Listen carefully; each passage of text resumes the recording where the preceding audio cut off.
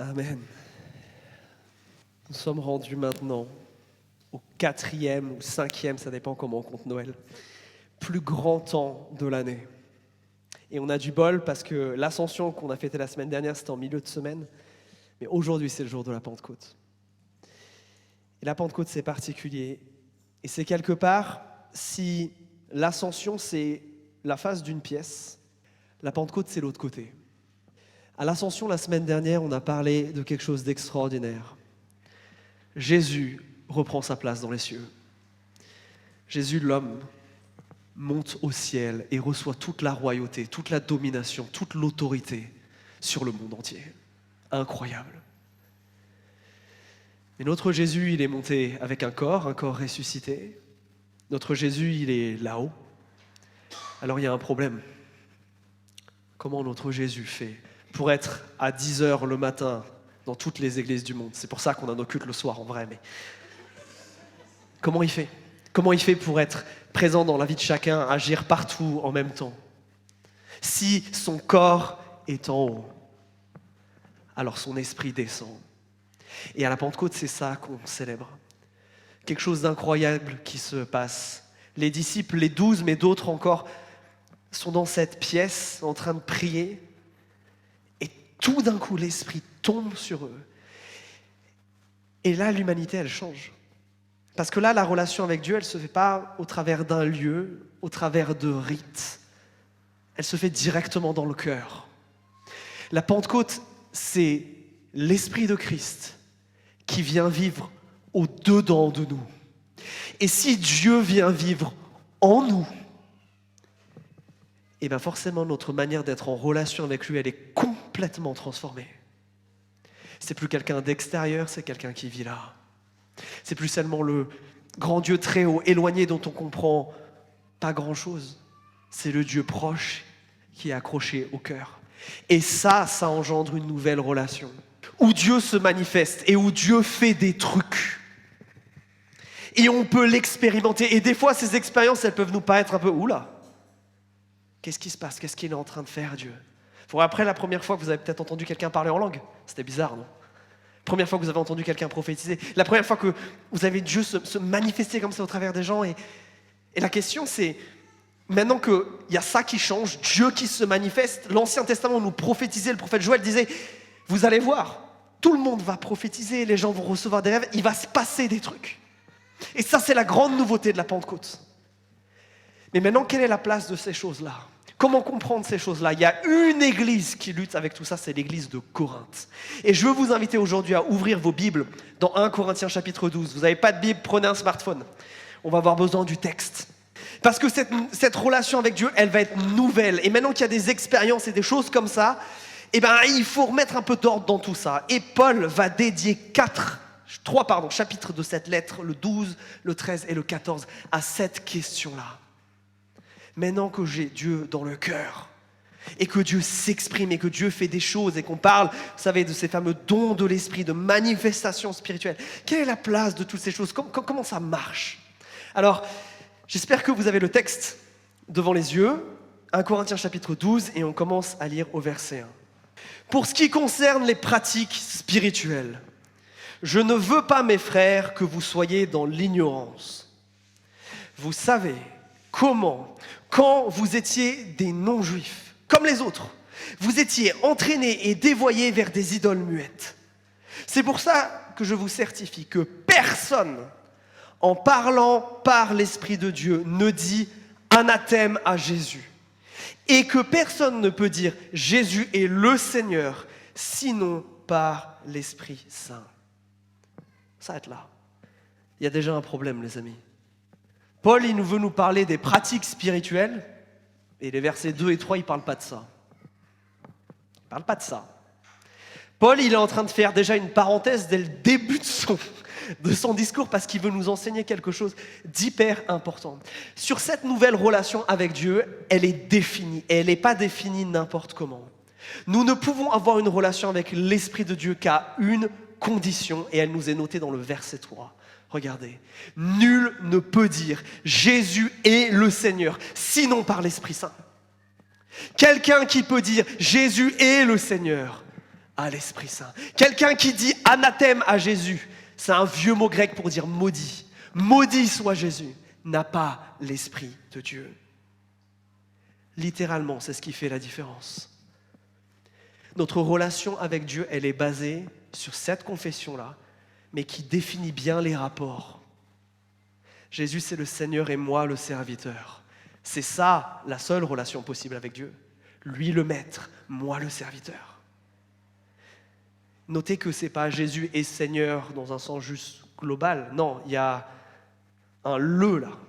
Jésus est le Seigneur, c'est exclusif, pas d'autre. Un seul qui règne sur ma vie, sur mes actions et sur mes choix. Le Seigneur de ta vie. C'est celui en fait qui la dirige. C'est celui en fonction duquel tu fais tes choix, qui détermine tes priorités, ta manière de vivre, comment tu te comportes quand le mal arrive dans ta vie, comment tu réagis face à l'injustice, comment tu aimes. Jésus est Seigneur. Cette déclaration, elle possède un sens littéral hyper fort et c'est pas pour rien. Parce que le premier rôle du Saint-Esprit, et ça nous est donné dans Jean chapitre 14 verset 26, on nous dit ceci. Jésus nous dit qu'il nous enverra le Saint-Esprit. Pourquoi ? Pour vous enseigner tout et vous rappeler tout ce que moi je vous ai dit. Le rôle du Saint-Esprit, la raison d'être du Saint-Esprit dans le croyant, c'est pas premièrement parce que c'est cool d'avoir une relation avec Dieu. Aussi, Dieu aime être avec nous. Mais c'est pour nous pointer vers Christ. C'est pour ça qu'on peut dire que quand une personne déclare que Jésus est le Seigneur, oui, l'Esprit de Dieu habite en elle, parce que c'est ça le premier rôle de l'Esprit de Dieu, nous pointer vers Jésus-Christ, tourner nos regards vers Jésus-Christ, nous rappeler ce qu'il a dit, ce qu'il a fait, qui il est. Mais notez aussi que c'est quelque part se positionner d'un côté et pas de l'autre. C'est pour ça qu'on nous donne, c'est dire que Jésus est le Seigneur et pas Jésus est anathème. Je vous l'ai dit, c'est un vieux mot qui veut dire est maudit. Quelqu'un qui dit Jésus est anathème, c'est clairement quelqu'un qui peut dire cette phrase-là, mais c'est surtout quelqu'un qui ne voit en Jésus qu'un homme qui est mort à la croix. Qu'un homme, peut-être dit des trucs bien, peut-être enseigné des trucs cool, mais un homme qui est mort.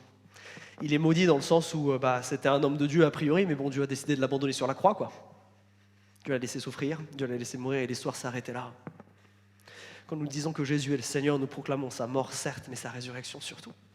Quelqu'un qui dit que Jésus est anathème, c'est quelqu'un qui voit que la croix et pas la résurrection.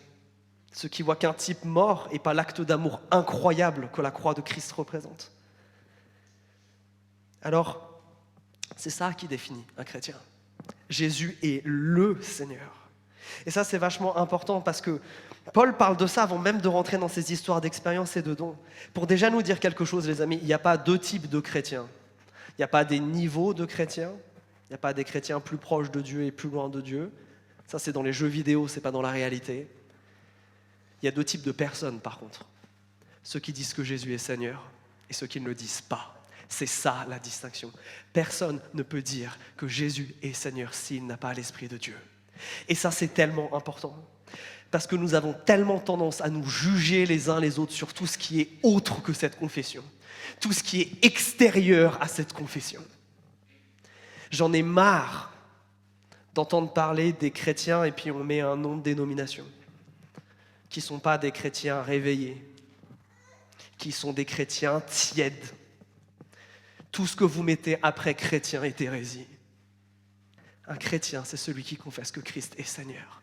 Si nous choisissons de juger notre frère ou notre sœur qui porte cette condamnation, nous jugeons quelqu'un que Christ aime. Et attention, ça va barder. Attention, ça va barder. Cette parole de Jésus et le Seigneur, elle a un sens littéral très fort.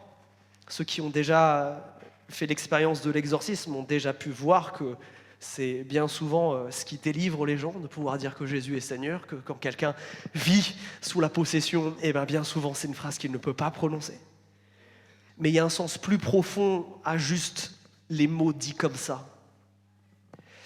Parce que Jésus rappelle ceci. Il nous dit, il y a des gens qui vont me dire « Seigneur, Seigneur » et qui n'entreront pas dans le royaume des cieux.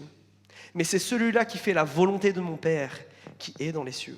Beaucoup me diront en ce jour-là, Seigneur, Seigneur, n'est-ce pas en ton nom que nous avons parlé en prophète? Par ton nom que nous avons chassé des démons? Par ton nom que nous avons fait beaucoup de miracles? Mais je leur déclarais, je ne vous ai pas connus. Éloignez-vous de moi, vous qui faites le mal. Pourquoi je vous montre ce texte-là? Parce que Jésus est Seigneur, ce n'est pas qu'une déclaration de la bouche. Prononcer ces quelques mots, quasiment n'importe qui peut le faire. Croire ces quelques mots, c'est autre chose. Jésus est le Seigneur, c'est plus qu'un mouvement des lèvres, c'est un mouvement du cœur, c'est un mouvement de l'être tout entier. Et c'est ce que Paul, en fait, veut leur dire quand il écrit le verset 2. On n'en a pas parlé de ce verset 2, mais pourquoi il est là? Il leur rappelle comment ils étaient avant. Avant, ne confessant pas Jésus est Seigneur, ils étaient guidés vers quoi? Vers une forme de perdition. Vous avez tout un florilège de vocabulaire là, mais vers des idoles muettes. On nous parle donc bien ici d'une manière de vivre. Dire que Jésus est Seigneur, c'est évidemment une confession de la bouche, mais qui se répercute derrière par des actes. Si je suis en relation avec Jésus et que Jésus c'est mon Seigneur, ça change des choses. Si je dis que Roland ici est mon patron, vous vous attendez donc à ce qu'il me donne du travail, que je doive venir à l'heure, que j'ai donc un contrat, qu'à un moment il me paye quand même, que des choses comme ça se passent. Dire que Jésus est Seigneur, ça a des implications. Jésus est Seigneur, c'est lui qui décide et moi qui me soumets. Jésus est Seigneur, c'est pas moi qui prétends avoir une forme de libre arbitre et de liberté et qui fait tout ce que mon corps me dit du moment que je ne fais pas trop de mal aux autres autour de moi. Non, non, non, non, non, non, non. Jésus est Seigneur. C'est moi qui me place humblement devant la personne qui m'aime le plus au monde, qui un jour va faire en sorte que même mon corps soit ressuscité, qui m'a aimé à jamais et qui m'aimera toujours, et lui dire, prends les rênes, prends le contrôle, prends le gouvernail de ma vie, je te suis, c'est plus moi qui lead, c'est moi qui suis. Alors, vous avez vu qu'il y a beaucoup de choses à dire sur ça.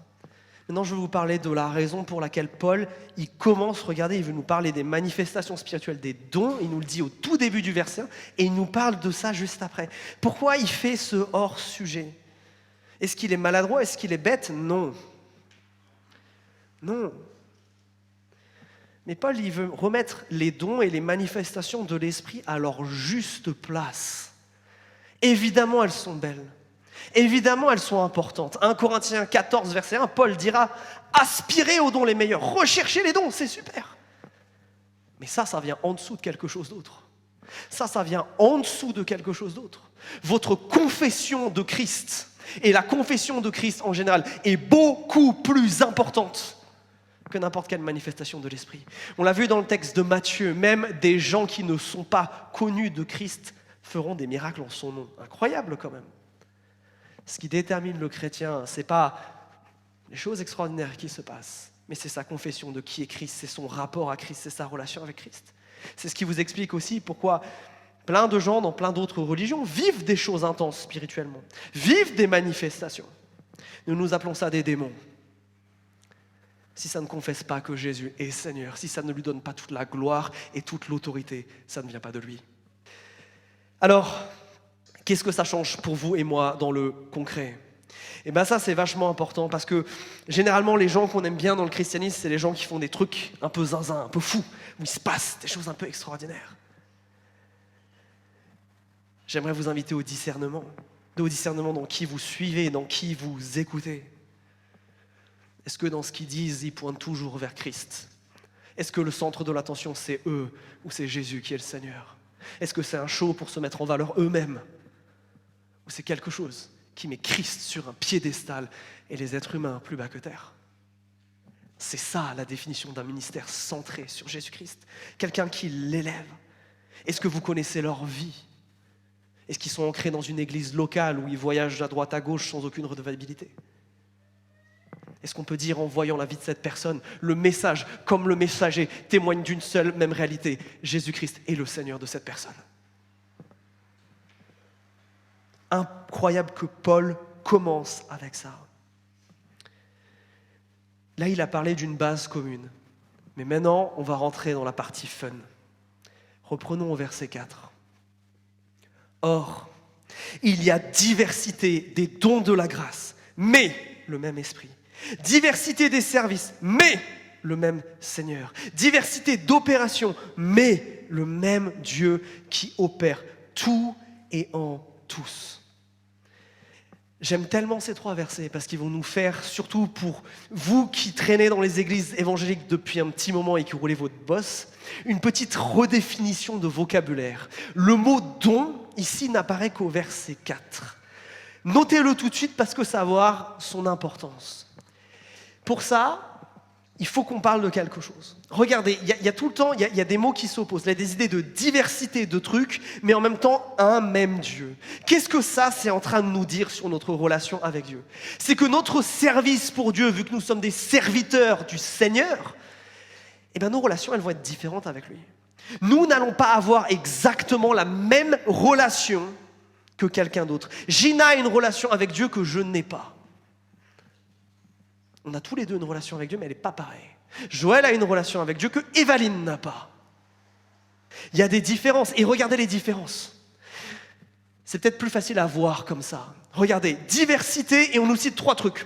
De dons, de services et d'opérations. Et un même esprit, un même Seigneur et un même Dieu. Pourquoi est-ce que je vous ai parlé tout à l'heure du mot don qui est employé qu'au verset 4? Parce que souvent on se focalise sur ça. Les évangéliques, on a un problème avec ce mot. On a une espèce de frénésie par rapport à ça, où vite, vite, vite, il faut que je découvre mes dons. Il faut que je sache quels sont mes dons, parce que sinon je ne sais pas quelle est ma place dans l'église, ce que je dois faire, etc., etc., etc. Est-ce que c'est la préoccupation de Paul ici? Non. Il y en a plein, et regardez, ils font partie d'un espèce de gros sac du verset 1 qu'on appellerait les manifestations de l'esprit, et dans lesquelles Paul il met 3 groupes, il met des dons, il met des services et il met des opérations. Et Paul est en train de nous dire quoi? Il y en a plein. Et là je mets des mots là, mais regardez, il ne les définit pas. Je balance des mots, je balance des synonymes, je balance tout ça, et tout ça, ça forme un gros bloc. Mais ce que je veux que vous compreniez, c'est que dans cette diversité, il y a une unité. Et regardez, l'unité, elle est vachement belle. Un esprit, un Seigneur, un Dieu. Qu'est-ce qu'on retrouve ici? La Trinité. Dieu est en train de nous dire, la manière dont je vous distribue des dons, la manière de comprendre ça, c'est la manière, vous pouvez le calquer sur la Trinité quelque part. Vous vous rappelez la Trinité? On a un Dieu, une essence divine, un quoi? Dieu c'est un quoi, mais 3 qui? 3 personnes, Dieu le Père, Dieu le Fils et Dieu le Saint-Esprit. On a donc bien Dieu l'Esprit au début, le Seigneur, Dieu le Fils et Dieu le Père à la fin. Pourquoi je vous dis ça? Parce que les 3 personnes de la Trinité marchent en unité, marchent dans le même but, mais font des choses très diverses. Il n'y a aucun rapport direct. Il ne fait pas la même chose quand le Père parle à Abraham, de ce qu'on a vu il n'y a pas longtemps, quand le Fils meurt sur la croix, ou quand le Saint-Esprit descend sur nous. C'est 3 choses différentes, et chacun ne fait pas ce que font les autres. Ce n'est pas le Père qui est mort à la croix, c'est le Fils. Ce n'est pas le Fils qui vit en nous, c'est l'Esprit. Ce n'est pas l'Esprit qui a parlé à Abraham, c'est le Père. Diversité, mais un même Dieu, un même but.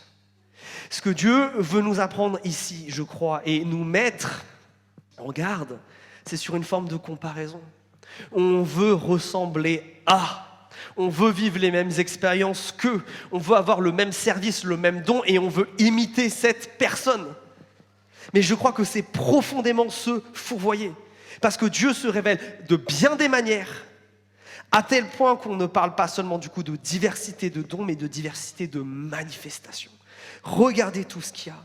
Et je crois que dans notre milieu évangélique, on s'obsède à vouloir définir ça de manière hyper précise, hyper ficelée, en disant « j'ai le don de qui correspond à tac, tac, tac, tac, tac, tac, tac, tac, tac ». Et même certains fifous chez nous s'amusent à prendre des tests, comme si un test allait pouvoir nous dire ce que le Saint-Esprit avait mis en nous. Le jour où ma manière de comprendre ça a changé, c'est au début de cette église, quand je me suis mis à servir avec ma chère sœur Evaline. Au début, en bon pasteur, j'ai lu Éphésiens chapitre 4 et je crois que je dois équiper tous les serviteurs de Dieu pour servir Dieu comme il les appelle.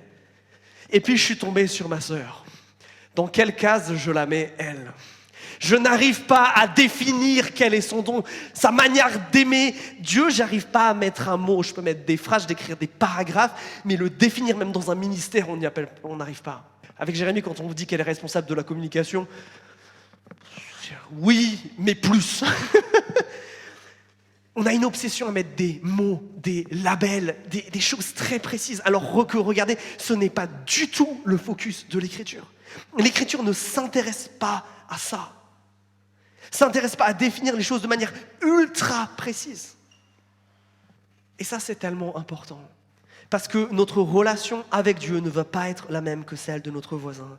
Elle va être fondée sur la même confession, Jésus-Christ est le Seigneur.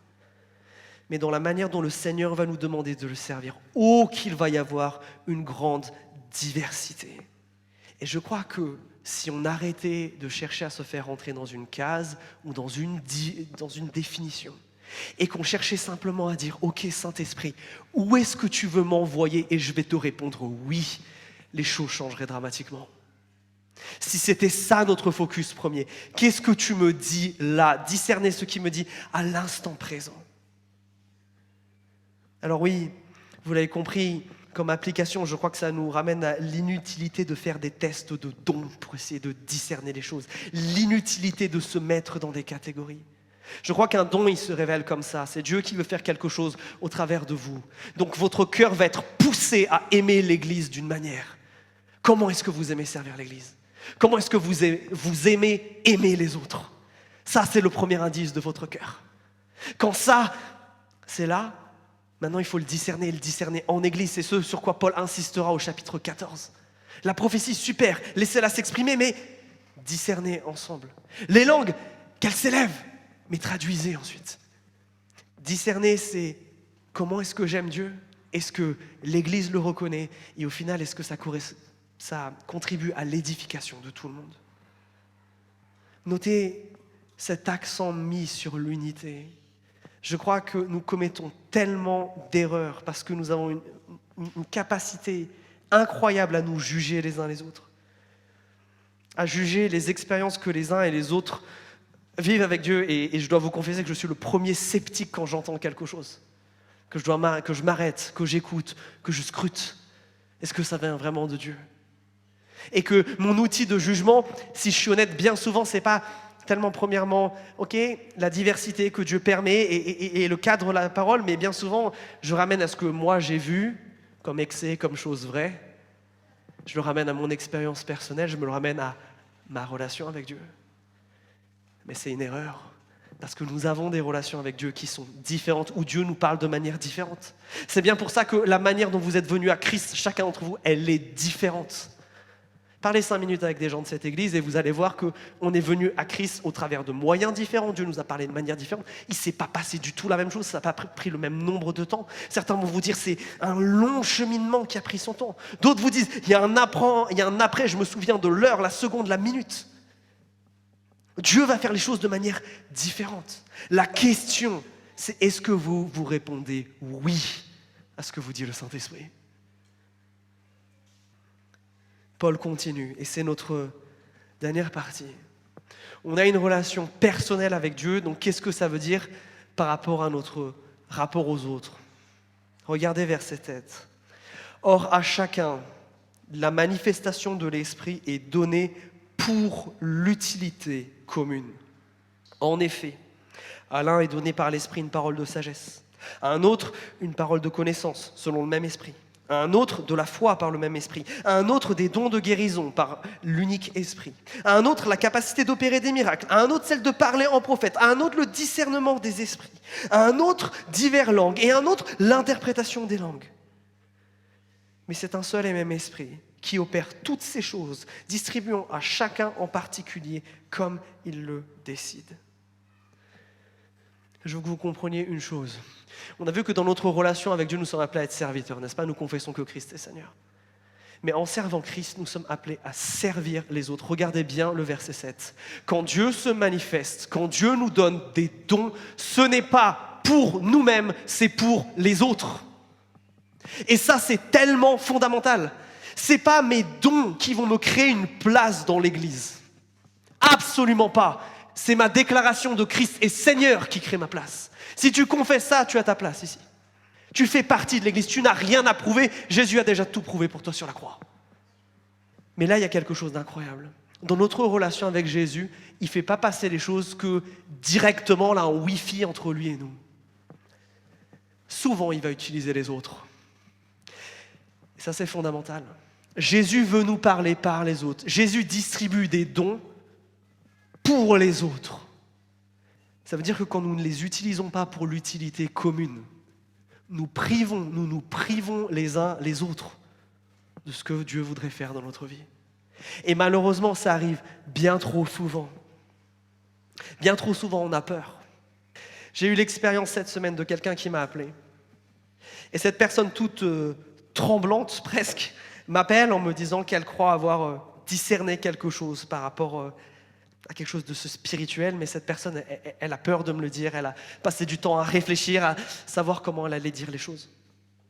Elle était terrifiée de me dire ça. Elle ne savait pas ce que ça allait donner, elle ne savait pas si elle allait être accueillie. Ça m'a brisé le cœur, ça. Parce que cette personne a confirmé quelque chose que j'avais déjà vu. En m'en parlant, cette personne, confirmer qu'effectivement l'Esprit de Dieu lui disait quelque chose. Mais jusque-là, parce qu'elle était silencieuse, parce qu'elle n'osait pas, je ne sais pas exactement les raisons, rentrer dans ce discernement. Cette personne vivait comme une souffrance. Et ça l'aidait pas, elle, à avancer, mais ça n'aidait pas ceux que cette personne devait servir au travers de ça. N'ayez pas peur d'utiliser les dons de l'Esprit. Ils doivent être utilisés et visibles si ensuite on veut discerner. On ne peut pas discerner quelque chose qui n'est pas manifesté. Il faut que quelqu'un parle en langue pour que quelqu'un traduise. Il faut que quelqu'un prophétise pour qu'on puisse discerner. Si on se tait par principe et si on se met, nous, en juge des choses, nous loupons ce pourquoi les dons ont été donnés. Ils ont été donnés par l'Église et pour l'Église, par le Saint-Esprit, et pour l'Église. Et maintenant, je veux rentrer un instant dans quelque chose de polémique. Et j'aimerais que vous ouvriez grand vos oreilles. Le but des dons, nous dit le verset 7, c'est l'utilité commune. N'est-ce pas? C'est indubitable. Et là, je vais rentrer dans un débat. Je m'excuse auprès de ceux qui sont un peu nouveaux dans l'Église, parce que là, c'est un débat peut-être auquel vous n'allez pas tout comprendre. Quel est le premier mot du verset 8? En effet, car ou donc, vous en avez plusieurs. L'idée, c'est de dire ce qui est dit au verset 7 est illustré dans les versets 8 à 10. Des dons qui sont donnés pour les autres, on a une liste d'exemples. Quels sont les 2 derniers exemples, et particulièrement l'avant-dernier?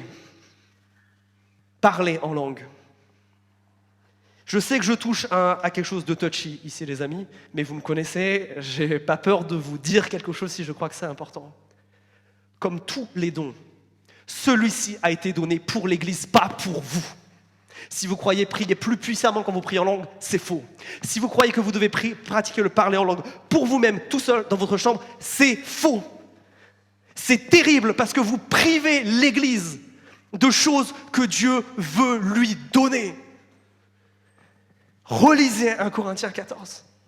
Quand vous priez en langue, demandez l'interprétation à Dieu et il la donne. Et s'il n'y a personne qui la donne, allez trouver un frère.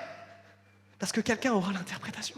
Pensez-vous que Dieu soit trop faible pour ne pas donner l'interprétation à quelqu'un? Mes amis, tous les dons sont supposés être utilisés pour le bien commun. Quelqu'un qui parle en langue tout seul dans sa chambre, c'est d'une absurdité qui est comparable à un prédicateur qui se prêche à lui-même, d'un chantre qui chante sous la douche, de quelqu'un qui a un don de guérison et qui ne guérit que ses propres plaies. C'est détourner quelque chose que Christ nous a donné et qui est magnifique pour son Église. Et c'est le voler pour soi. Tous nos dons, nous n'avons pas, je prends celui-là comme exemple, mais ça s'applique à tous. Nous n'avons pas le droit de les garder captifs pour nous. Ils nous sont donnés à Dieu comme lui le veut. Et quand Dieu vous donne quelque chose, vous en avez la responsabilité. Maintenant, il y a une liste. Cette liste n'est pas exhaustive, comme on le sait, parce que dans les autres lettres du Nouveau Testament où ce sujet est abordé, les listes sont différentes. Donc Paul, il n'a pas pour but de nous dire il n'y a que ça et rien d'autre. Deuxièmement, notez qu'il ne fait qu'une énumération là. Il ne prend pas le temps de définir exactement le sens de ces mots. Alors, pour les langues et la prophétie, effectivement, au chapitre 14, là, il va y aller. Et pour le reste, Paul ne passe pas de temps à définir. Ça veut dire quoi? Que intuitivement, les gens qui lisent ça, ils comprennent ce qu'il veut dire. Qu'ils ne cherchent pas une définition hyper précises du sens du mot, de qu'est-ce que ça veut dire exactement comme ministère, de comment l'exercer de manière hyper particulière. Non, ça ne correspond surtout pas aux Corinthiens. C'est juste Dieu agit et on suit. Alors, je vais rester vague, exprès, parce que je n'ai pas le droit d'être précis, parce que je ne le peux pas, dans l'interprétation de ces choses-là. On nous dit une parole de sagesse ou une parole de connaissance. Ici, il y a débat. Certains pensent que c'est Dieu qui révèle des choses directement à certaines personnes, pour d'autres. Ça arrive. D'autres appellent ça de la prophétie. Mais ces mots-là, sagesse et connaissance, dans le chapitre 2, ils sont utilisés pour parler de la connaissance de Christ. Et la sagesse dans l'Ancien Testament, c'est toujours la manière de vivre une vie selon Dieu. Alors certains autres théologiens voient ici en fait une manière de parler du don d'enseignement. Ensuite, on nous parle de la foi. La foi, elle nous sera définie chapitre d'après, chapitre 13 et verset 2. On ne parle pas ici le fait de croire en Dieu, mais d'une foi capable de démonter les montagnes. Une foi qui est capable de dire quand l'injustice règne et que j'ai mal, je continue de croire en Dieu parce que mon Dieu va me sauver. Un autre, des dons de guérison. Des dons, tiens, je ne sais pas pourquoi. Est-ce qu'on nous parle ici de différents types de dons de guérison qui s'exerceraient de manière différente? Peut-être.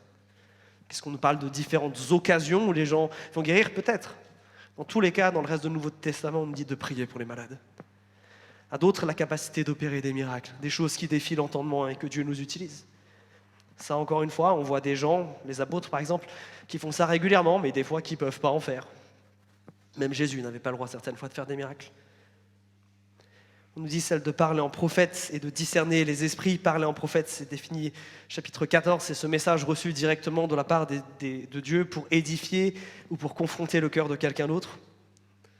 Discernement des esprits, c'est plus vague. Est-ce qu'il faut le rapporter à ce qui nous est dit au verset 3 et là, on parle de discerner si quelque chose vient de Dieu ou ne vient pas de Dieu. Est-ce qu'on nous parle, certains milieux, on va vous dire précisément quel type d'esprit peut posséder quelqu'un? C'est totalement possible.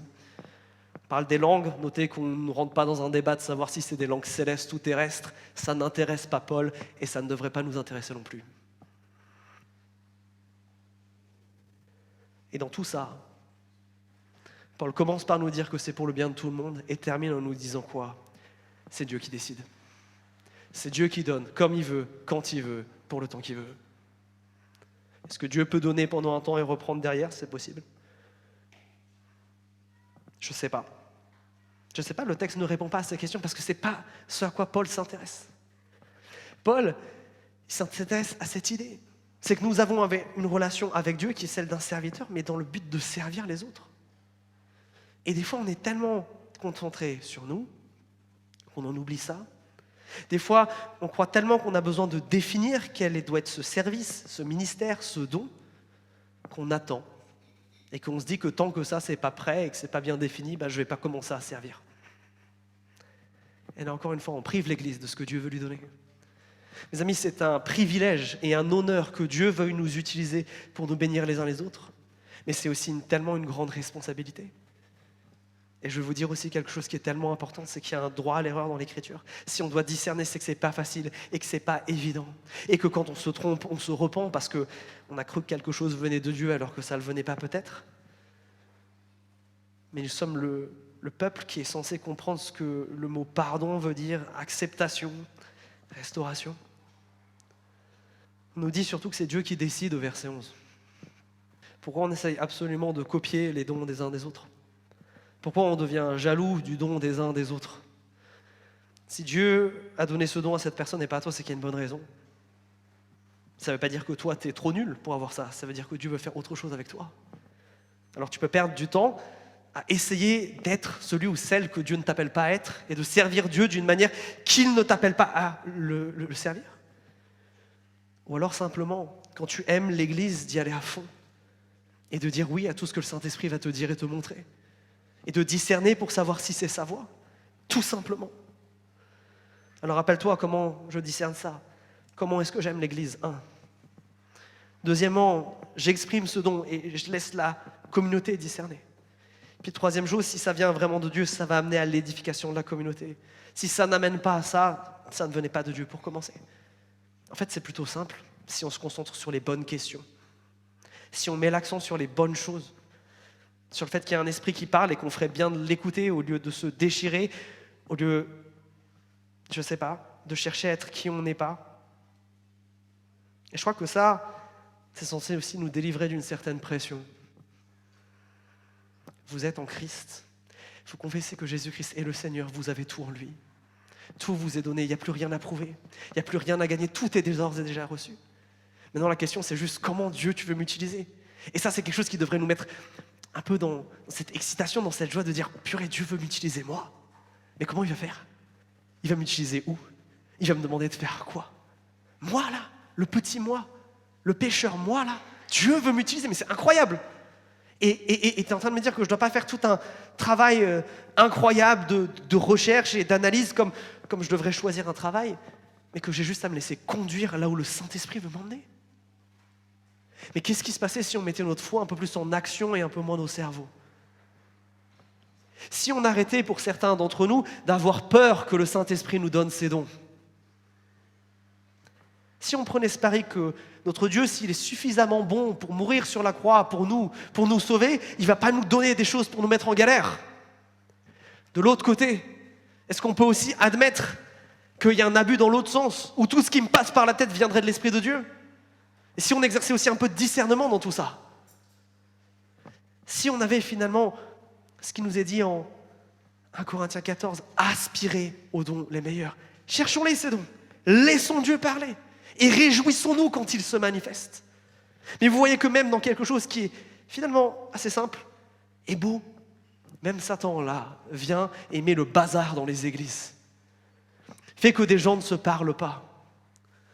Dans notre pays, on a quelque chose qui est extraordinaire qui s'appelle le CNEF. C'est l'organisation qui rassemble tous les évangéliques. Le CNEF est né le jour où, globalement, les baptistes et les pentecôtistes ont dit sur ce sujet-là, on va plus se taper sur la tronche. Il se passe des choses incroyables quand on prend conscience que Dieu veut agir pour moi à travers des autres, que ce qu'il va me demander de faire, ce n'est pas exactement la même chose que les autres. Quand je suis plus focalisé à écouter sa voix à lui et à le suivre lui simplement là où il m'emmène, plutôt qu'à tout le temps chercher à catégoriser, à mettre dans des boîtes. Et si vous êtes comme moi, je comprends, on se comprend et on sait que c'est dur. Mes amis, en ce jour de Pentecôte, on accueille une nouvelle relation avec Dieu. Une relation où il est notre Seigneur, littéralement, où il prend autorité sur toute notre vie. Et que de cette relation, par des moyens qu'on ne connaît pas encore et bien divers, Dieu va nous amener à servir d'autres. Mais qu'est-ce que c'est beau! Qu'est-ce que c'est grandiose! Est-ce qu'on peut arriver à se réjouir de ça? Est-ce qu'on pourrait se réjouir du fait que des gens comme vous et moi, pécheurs, limités, faibles à tant d'égards, le grand Dieu veut les utiliser. Le grand Dieu vous veut à son service. Waouh! Il ne va pas se baser sur votre compréhension de toutes choses. Il va se baser sur votre obéissance pour agir. Alors je vous propose qu'on mette un petit peu ça en pratique. Je propose qu'on réponde finalement à l'Esprit de Dieu. On va rechanter le chant qu'on a chanté juste avant cette prédication. Saint-Esprit, tu es le bienvenu. Et on va confesser aussi, vous allez voir, que Jésus est Seigneur. Ces deux choses-là, on veut le vivre littéralement. Mais je veux vous demander, votre relation à Dieu, elle ressemble à quoi là en ce moment? Est-ce que vraiment, dans mon quotidien, dans ma manière de vivre, je vis en disant « Saint-Esprit, sois le bienvenu. Fais ce que tu veux de moi. Tu m'aimes, le Seigneur Jésus-Christ m'a sauvé, alors je te suis. Là où tu m'envoies, ou je vis avec des peurs. Ou alors, quelque part, je veux garder encore du contrôle. J'ai du mal à me soumettre. J'ai du mal à me mettre sous l'autorité de Christ. Je propose un instant de réflexion où on puisse contempler ces choses-là. Est-ce que vos cœurs, est-ce que nos cœurs sont prêts à dire « Saint-Esprit, sois le bienvenu » ? Est-ce que nos vies peuvent confesser que on n'a rien vu, on n'a rien goûté de plus beau, de plus bon que la présence de Dieu? Pas seulement dans le fait qu'elle est en nous, mais dans le fait qu'elle nous utilise, qu'elle nous envoie pour bénir d'autres. Est-ce que dans ce qui nous fait peur, on a du mal à avoir Jésus Seigneur, on peut dire Saint-Esprit, sois le bienvenu? Est-ce que dans ce qu'on croit être nos dons et la manière de les utiliser, avec humilité, on dit Saint-Esprit, sois le bienvenu. En lui disant, c'est toi qui guides, c'est pas moi. C'est moi qui te sers et pas l'inverse. Tu ne travailles pas au travers de moi pour me donner des super pouvoirs ou pour me donner une place. Parce que tu veux sauver d'autres. Parce que tu veux servir d'autres. C'est l'occasion aussi pour toi peut-être de faire un petit bilan. T'en es où dans ton service? Est-ce que ton groupe de maison voit tes dons? Est-ce qu'ils sont visibles? S'ils ne le sont pas, alors commence par Jésus Seigneur. Commence à vivre ça, commence à chercher ça. Commence à appliquer Jésus le Seigneur de tous les aspects de ma vie.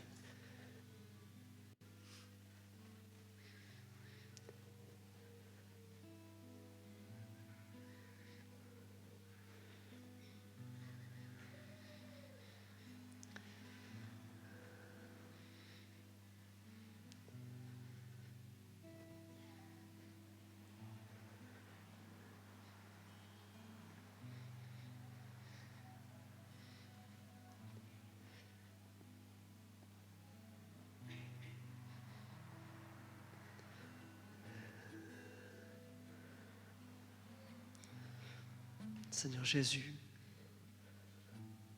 on veut maintenant rapprocher nos cœurs du tien, parce qu'on le peut. Seigneur, on te demande de parler maintenant, de te rendre présent à nos cœurs, Seigneur. Seigneur, fais tomber tout ce qui nous empêche de dire avec joie, Saint-Esprit, sois le bienvenu. Tout ce qui fait qu'on a encore peur. Tout ce qui fait qu'on a envie de garder le contrôle. Tout ce qui fait qu'on se tourne vers nous-mêmes dans notre relation avec Dieu au lieu de se tourner vers les autres. Seigneur, nous t'abandonnons. Tout ce qui nous rend jaloux, Seigneur. Tous les mauvais désirs de nos cœurs qui, au travers des dons, veulent trouver une place qui nous est déjà donnée. Tout l'orgueil qu'il y a derrière ça, qui veut nous pousser à rechercher un amour et une acceptation qu'en fait on a déjà par notre confession. Seigneur Jésus, en ce jour de Pentecôte, parle à ton Église. Seigneur, fais-nous rechercher tes manifestations. On veut aspirer aux dons les meilleurs. Seigneur, qu'ils se manifestent parmi nous.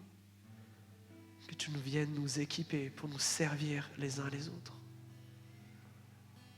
Seigneur, merci parce que ce n'est pas quelque chose de stressant. Merci parce que ce n'est pas quelque chose de violent. Merci parce que tu es doux et patient avec nous. Alors chantons.